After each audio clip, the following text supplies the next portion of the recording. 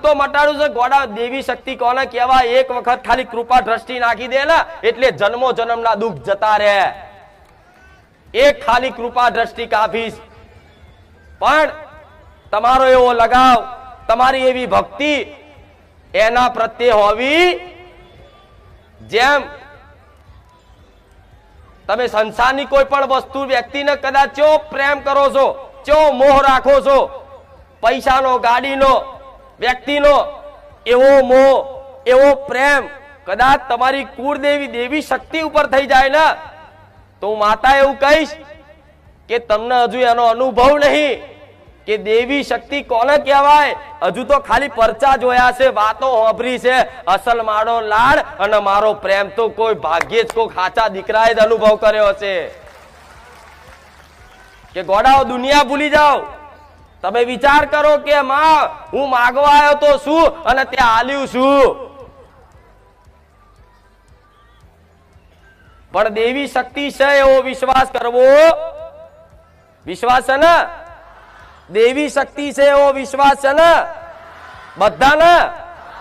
હા, તો દેવી શક્તિ જેમ મને જોઈને ભલે તમને વિશ્વાસ આવતો હોય કે આવા કાળા કળિયુગમય હજુ માતાઓ મરી જઈ નહીં, જાગતી છે, એવો ભલે મને જોઈને વિશ્વાસ આવતો હોય, તો તમારે તમારી કુળદેવી પ્રત્યે એવો વિશ્વાસ રાખવો પડે કે મારી માં જાગતી છે ને છે.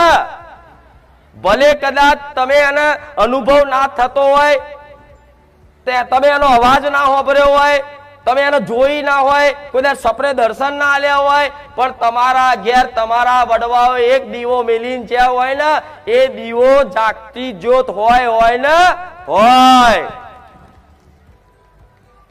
તો તમારા ખાલી જે માનો અને દીકરાનો, માનો અને ભક્તનો એક નિત્ય સંબંધ હોય.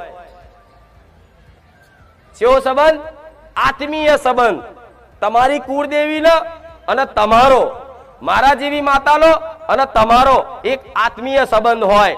આ સંબંધને ખાલી સ્વીકાર કરવાથી, શું? આ સંબંધને ખાલી સ્વીકાર કરવાથી કે આ મારી માતા છે અને હું એનો દીકરો છું, બસ આ ખાલી સંબંધ છે ને સ્વીકાર કરવાથી તમારી માં તમને જો અનુભવ ના કરાવો કે દીકરા હું તારા ઘેર જાગતી જ્યોત ચામુંડ માતા, મહાકાળી માતા, હરસિદ્ધિ માતા બેઠી છું. કોઈ દીકરી તે કદાચ આવો સંબંધ સ્વીકાર કરવો પડે. માણસો તો બધાય કે આ મારી માં છે, પણ એનો સંબંધ સ્વીકાર કરવો પડે. તારે દેવી શક્તિ અનુભવ કરાવે તો આ જેટલા આવો સંબંધ સ્વીકાર કર્યો કે મારા ઘેર મારી માતા છે, હું મારી માતાનો છું, માતા મારી છે. ભલે રામ. આ જો એક વખત તમે સ્વીકાર કરી લીધું, માતાએ તો સ્વીકાર કર્યા જ છે. તમારી કુળદેવી તો તમને, તમે ગમે તેવા ગોડા, ગેલા, અજ્ઞાની, ડફોર, પાપી, દુષ્ટ જેવા હોય એવા તમારી પોકારી યાદ કરતો રહે ને, તો હું મેલડી માતા એવું બોલું છું. જગતમાં એને એવા રજવાડા બોધ્યાલું ને કે દુનિયા જોતી રહી જાય. તમે નહીં પણ દુનિયા વિચાર કરે કે ઓને મેલડીની કૃપા થઈ. અને તમે તે સમયગાળામાં કોલર ઊંચો કરીને કહો કે આ તો મારી મેલડીની દયા.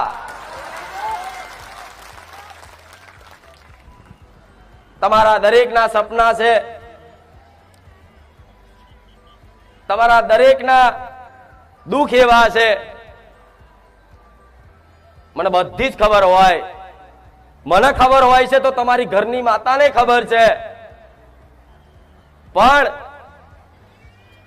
દીકરો એક જ જગ્યાએ જો વિશ્વાસ ટકાઈને, અધરો વિશ્વાસ રાખીને બેહી રહે ને, તો આજે ને કાલે કોઈ પણ દેવી શક્તિ હોય એની હોમું નજર મારે ને. પણ આજે બારેજા ધામનો એડો લાગ્યો છે, સોલંકી પેઢીની માતાનો એડો લાગ્યો છે, રોમબારી મેલડીનો એડો લાગ્યો છે. તો આ તમારો ભાવ મારા જેવી માતાને ખૂબ ભાલો લાગે કે ભલે દીકરા દુઃખમાં યાદ કરે છે ને, ભલે તું રોવે છે ને, પણ તારું દુઃખ જોઈ અને મારા માતાના આંસુડા પડે છે, કોને બતાવવા જાઉં? એનો ભક્ત કદાચ દુઃખના આંસુથી રોતો હોય ને તો કોઈ પણ દેવી શક્તિ એવી નિર્દય નહીં કે એનું દુઃખ જોઈ અને ઊભી રહે, જોયે રાખે. પણ તમારી ઘરની માતાને જેવા તમે આહુડા પાડતા હોય ને દુઃખના, એવી તમારી માતા હોય ઘેર આહુડા પાડે છે. દીકરાઓ આટલું યાદ રાખજો. તમારી કુળદેવી તે આવા આંસુડા પાડે છે.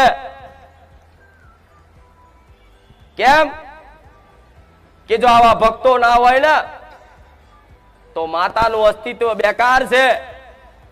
આવા મને માતાને મોનનારા ના હોય તો હું માતા શું કરું? હું કોના પરચા પૂરું? કોનો વાલ કરું? આ સૃષ્ટિમાં એક જ મનુષ્ય, એક જ જીવ એવો છે કે જેને બુદ્ધિ, સમજ છે, યોગ્યતા છે. નહીં તો બીજી બધા જાનવરની, જીવ જંતુ, પશુ પક્ષીની યોનિમાં ગણાય છે. પણ ખાલી મનુષ્યને ભગવાને બુદ્ધિ આલી છે, જ્ઞાન આલ્યું છે, યોગ્યતા આલી છે અને ભગવાનને ભજન કરવાની શક્તિ આલી છે.